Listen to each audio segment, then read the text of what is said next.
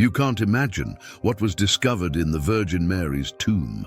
This finding is reopening old questions and calling into question centuries of beliefs.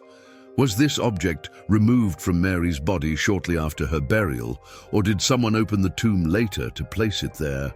Now let's explore this historical enigma that is intriguing scholars and believers around the world.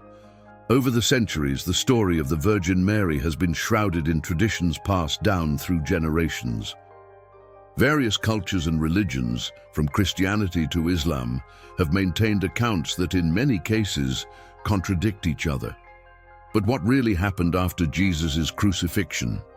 Ancient accounts describe Mary as having died peacefully before ascending to heaven with her incorrupt body carried by her Son to eternal life. Other texts, however, suggest that she did not undergo death, being directly elevated to paradise. There are still those who believe that Mary died in a distant place, such as India, and not in Jerusalem. These different versions of Mary's story coexisted for many years, with each culture and religious community defending its interpretation. However, a recent archaeological discovery in nearby Kidron Valley is rewriting this narrative. Scientists, after centuries of speculation, claim to have found Mary's real tomb, sealed for millennia, not far from sacred sites such as the Garden of Gethsemane and the Church of All Nations. When the tomb was finally opened, what was found there shocked everyone. The tomb was completely empty. This fact is reigniting theological and historical debates, questioning the ancient beliefs that Mary remained on earth. Texts that suggested she did not ascend to heaven with her body are now challenged by this discovery. On the contrary, this evidence seems to give more strength to the belief in the assumption, the dogma that states that Mary was elevated to heaven with her body intact. Interpretations of this belief vary throughout history. In the West, the Catholic Church has always taught that Mary never experienced death. On the other hand, Eastern churches believe that she died, was buried, and was resurrected before being elevated to heaven. This mystery continues to fascinate scholars and raise profound questions about what really happened in the last days of Mary's life. On November 1st, 1955, Pope Pius V formalized this doctrine through the document called Monific Deus. This dogma is closely related to another fundamental belief, that of the Immaculate Conception, which states that Mary was conceived without original sin. Both doctrines are based on the principle that Mary is the mother of Jesus, recognized as the Son of God. The narrative about the Assumption of Mary has always been shrouded in mysteries and contradictions. Although Christian tradition holds that Mary was taken to heaven, it remains uncertain whether she actually died before this event. In the Eastern Orthodox Church, a similar belief called the Dormition of the Mother of God suggests that Mary fell asleep before being elevated. Although the Dormition is not an official dogma in the Orthodox tradition, it still occupies a central role in celebrations and devotions, being respected as part of ancient traditions.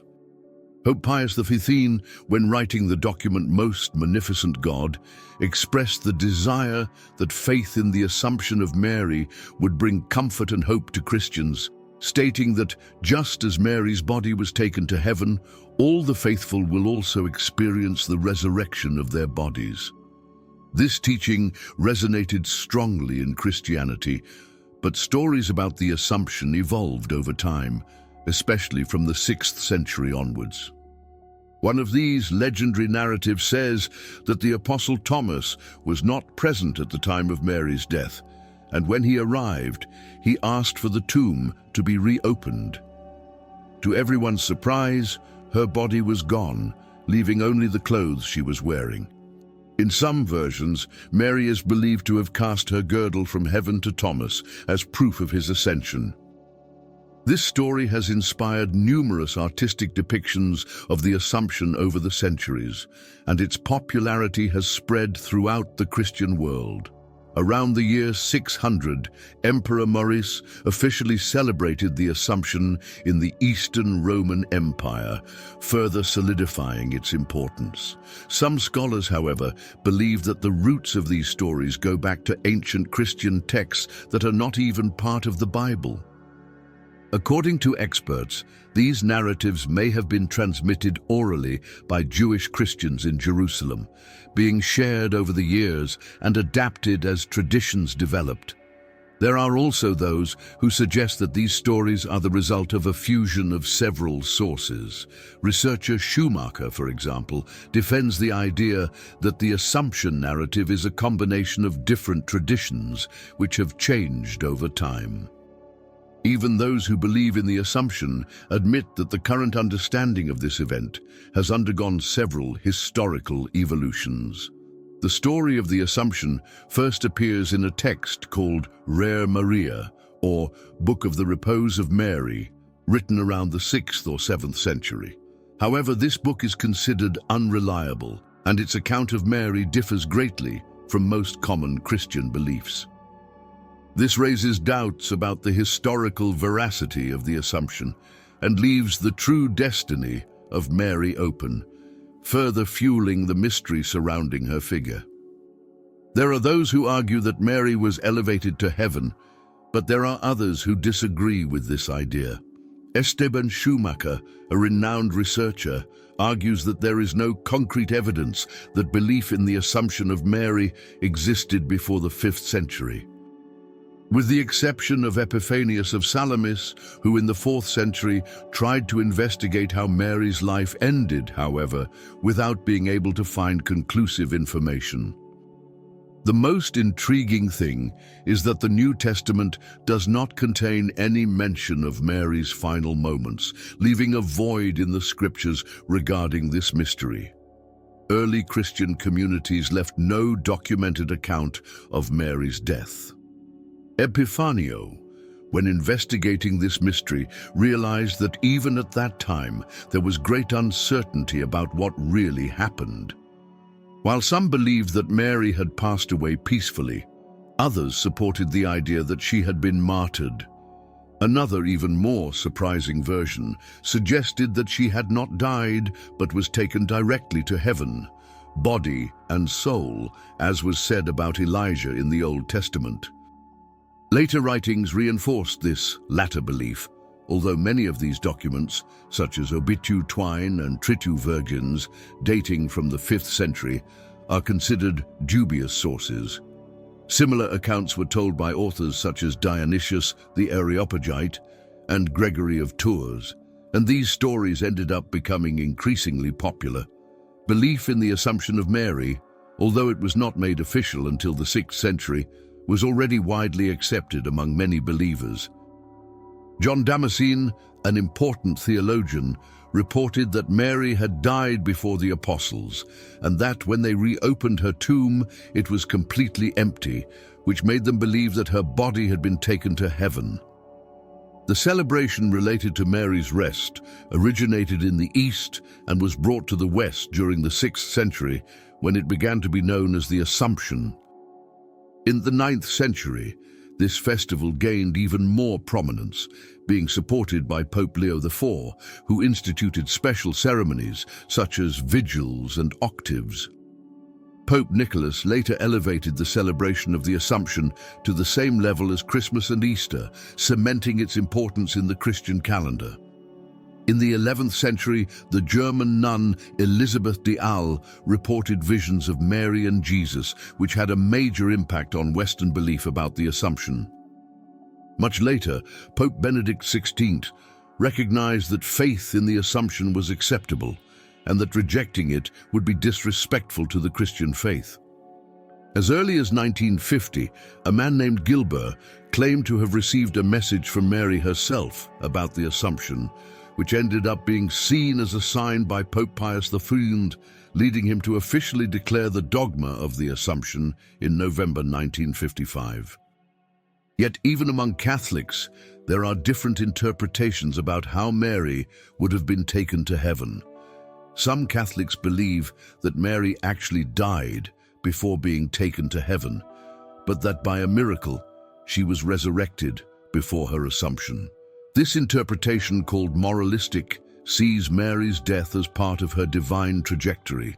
On the other hand, there are those who maintain that Mary never died, being taken directly to heaven in body and soul. These two views coexist within the Catholic Church without one being considered wrong. The disagreement over the end of Mary's life is reflected in liturgical celebrations. On August 15th, Catholics celebrate the Assumption of Mary, while Eastern Catholics and Orthodox celebrate the Dormition of the Mother of God, which refers to Mary's falling asleep before her elevation. In Eastern rites, this period is preceded by 14 days of fasting, in which it is believed that Mary died of natural causes. After his death, his soul would have been taken by Christ, and then his body was resurrected, awaiting the final resurrection of all the faithful. Among Protestants, opinions on the Assumption of Mary vary considerably. Some groups closer to Catholicism believe in the bodily Assumption, but most Protestant denominations reject this idea. Among Anglicans, there is no consensus. Although the belief remained outside Anglican worship for a long time, in the 20th century it regained popularity among Anglo-Catholics who began to celebrate the Assumption in different ways. On August 15th, several Anglican churches honor the Virgin Mary, although the form and meaning of the celebration may vary. In other regions, interpretations also differ. The Scottish Episcopal Church refers to Mary as the Virgin, while in the United States she is celebrated as Saint Mary, Mother of Jesus. In Canada, they talk about Mary asleep, a way of referring to her dormition, symbolizing her peaceful passage. The tomb of Jesus, located in the Church of the Holy Sepulchre in Jerusalem, is also the subject of intense devotion. For centuries, the site was covered in a thick layer of marble. Only in 2016, a team of scientists had the chance to remove this covering during a restoration, revealing a large amount of material that was hidden underneath. They now study the original rock, where, according to Christian tradition, Jesus' body was placed after his crucifixion. The discovery, surrounded by mystery and history, is helping researchers better understand the structure and meaning of this sacred site. Since 2017, a team led by Professor Antonia Moropoulou has been working to restore the Edicule, a small building that houses Jesus' tomb, returning the place to the dignity it deserves after so many years of hiding. Now, with direct access to the tomb's original rock, researchers have the opportunity to better understand what this sacred site was like in its early days and how it has changed over the centuries. This study offers a clearer view of how previous generations venerated and preserved this space for so long. Using cutting-edge technology, scientists are meticulously recording every detail of the tomb. This will allow, in the future, people from all over the world to experience the location with near-real accuracy, even without being physically there. The Church of the Holy Sepulchre, on that day, closed its doors earlier than usual, leaving many visitors outside, frustrated and without knowing why. Outside, an eclectic group was forming. Workers with yellow helmets, monks in brown robes, priests with black hats, and others with special hoods, all curious about what was happening inside the Aedicule. Contrary to what is normally seen, the interior of the sacred place was completely illuminated, revealing details rarely noticed by the faithful. The Aedicule, which houses what is considered the tomb of Jesus, is surrounded by an imposing structure built in the 10th century and currently reinforced with security beams. Inside the sanctuary, the marble slab that normally covers the tomb has been removed. This door-sized slab, made of polished white marble, revealed a grey stone surface below in plain sight. The site's conservation officer admitted that there were still many uncertainties, but that the use of special tools to excavate and study the area was already underway. The Church of the Holy Sepulchre, or Church of the Resurrection, is managed by 6 Christian groups, with the Greek Orthodox Church, the Roman Catholic Church, and the Armenian Orthodox Church being the main responsible. 3 other smaller groups, the Coptic Orthodox community, the Ethiopian Orthodox, and the Syriac Church, also have a hand in site decisions, especially in common areas such as Jesus' tomb itself. From the same time, another significant church was built, the Tomb of Mary. Although it was destroyed and rebuilt over the centuries, what we see today was restored by the Franciscans in the 10th century. Currently, the Greek Orthodox Church is mainly responsible for maintaining the site, although other Christian communities also participate in the activities. To reach the tomb, pilgrims descend an ancient staircase. On the way, they pass 2 smaller chapels dedicated to Joseph, Mary's husband, and Mary's parents. Upon reaching the tomb, you must bend down to enter the cramped space where a collection of religious art and medieval icons decorate the room, creating a reverent and introspective atmosphere. It is fascinating to observe how different traditions claim the location of the Virgin Mary's tomb. For example, the Turkmen believe that she was buried in the city of Meri in Turkmenistan, formerly called Mari. Nestorian Christians from the Nineveh region in northern Iraq believe that the tomb is near the city of Erb, associated with a mosque in Mosul. On the other hand, the Ahmadiyya movement in Pakistan argues that Mary was buried in Mura, in a sacred place known as Mamari Dayasan. Each of these traditions supports its own version of where Mary was buried. There are also several legends and stories about Mary's last days after Jesus' death. One of these stories tells that Maria traveled to the Middle East and died in the city of Mari. Another version suggests that she moved to Ephesus, accompanied by St. John, the disciple to whom Jesus entrusted his mother before he died.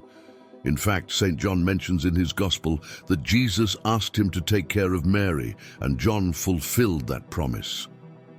The book of the Acts of the Apostles reveals that Jesus' first followers faced great challenges in Jerusalem, including the death of St. Stephen, stoned in 37, and St. James beheaded in 42. Due to persecution, St. John would have taken Mary to Asia Minor, present-day Turkey, where it is believed she lived out the remainder of her days. There is evidence that supports this narrative. The tomb of St. John is in Ephesus, as is the first church dedicated to the Virgin Mary, built in the region. In the year 431, an ecumenical council was held in the Basilica of Ephesus, where the dogma of Mary's motherhood was established. During the council, it was mentioned that St. John and the Virgin Mary had lived in Ephesus. To this day, the inhabitants of Kirk, descendants of the city's first Christians, preserve this oral tradition. On August 15th, they make an annual pilgrimage to the site, which they call Panagia Kapulu, to honor Mary, reinforcing the belief that she died there. In the 19th century, a book entitled The Life of the Blessed Virgin was published in Germany, based on the visions of a nun named Anna Katharina Emmerich. Although she never left Germany, Anna Katharina claimed to see many details of Maria's life in her dreams. She accurately described the hills of Ephesus and the house where she believed the Virgin Mary spent her final days. His descriptions were so detailed and impressive that 2 groups of scientists were sent to Ephesus to investigate. When they arrived at the place, they found a house that exactly corresponded to the description given by Anna Katharina. The structure was built on foundations dating back to the 4th century, with parts of the building dating back to the 6th century. The last restoration was carried out in 1951, and the site became an important pilgrimage point. In 1967, Pope Paul VI visited the site, confirming the authenticity of the legend. Every year, on August 15th, Christians and Muslims come together to celebrate the Assumption of Mary in an event that unites both religions. In Islam, Mary is also deeply revered. According to Islamic tradition, The Prophet Muhammad had an extraordinary experience known as Isra et Mi'raj, where in one night he was transported from Mecca to Jerusalem and then to the heavens. During this journey, Muhammad was guided by the angel Gabriel and encountered several prophets, including Abraham, Moses, and Jesus, all gathered around Mary's tomb. According to this tradition, Mary's tomb is in Jerusalem, near the Dome of the Rock, and Muhammad saw a bright light over the site, symbolizing its importance. After visiting the tomb, Muhammad continued his ascension to heaven, where, according to traditions, he saw Mary in a special place next to the throne of God, surrounded by angels. In Islam, Mary is seen as one of the most virtuous women in history, chosen for her purity and devotion to God. The Quran mentions Mary several times, highlighting her importance to both Christians and Muslims. Additionally, Orthodox Christians prepare for the celebration of the Assumption of Mary with a 14-day fasting period. During this time, they avoid certain foods and practices, such as meat consumption and sexual intercourse, demonstrating respect and devotion to the Mother of Jesus. In more than 30 countries around the world, Assumption of Mary Day is celebrated as a public holiday, highlighting its religious and cultural importance. Nations like France, Greece, Italy, Poland, Portugal, Romania, and Spain keep the tradition alive with religious ceremonies and festivities. In other countries, such as Andorra, Austria, and Burundi, the date is also a time to gather the family and go to church. Although in some parts of Europe, Africa, and South America, the celebrations are grand, in places like Hungary and Montenegro, traditions have changed over time. In Germany, the Assumption is celebrated only in regions such as Bavaria, known for its devotion to the Virgin Mary. In Switzerland, the holiday is observed in 14 of the 26 cantons. In Guatemala, especially in Santa Maria in Abay, the festival is especially relevant, as Maria is the city's patron saint. In countries like Costa Rica and parts of Belgium, the date coincides with Mother's Day, making the celebration even more special. Even where the Assumption is not an official holiday, the date is important to many Catholics. Orthodox Christians in countries such as the Czech Republic, Mexico, the Philippines, and Russia also celebrate the date with devotion. In Bulgaria, it is one of the most important events of the Orthodox Church, with prayers and offerings. In Varna, for example, Assumption is marked by concerts and public events. In Canada, it is a significant date for the Acadian community, which considers Mary their patron saint, and in regions like New Brunswick, some businesses close in honor of the date. In Malta, where Mary is the patron saint, the holiday is celebrated with religious processions and ceremonies. In the United States, the small city of Prague, Texas, holds an annual festival in honor of the Assumption, attracting many visitors. Although widely celebrated, Anglican and Lutheran churches often mark the date differently, and some Orthodox churches that follow the Julian calendar have their own dates and traditions. According to tradition, Thomas was the apostle who witnessed Mary's body being taken to heaven, while the others were in Jerusalem to witness her death. It is said that after his burial, Thomas remained in India. One day, he was miraculously transported to Mary's tomb and saw her body being taken to heaven, leaving only her belt behind. When Thomas reported what he had seen to the other apostles, they did not immediately believe him. However, later, when they opened Mary's tomb and found only the belt, they were surprised and amazed. This episode was widely portrayed in various works of art, especially during the Middle Ages, with drawings and paintings illustrating Mary's ascension. And you, what do you think about these stories about the death and resting place of the Virgin Mary? Do you participate in the celebration of the Assumption? If you liked the video, don't forget to subscribe to the channel. Tap the video displayed on the screen to learn more about what's next.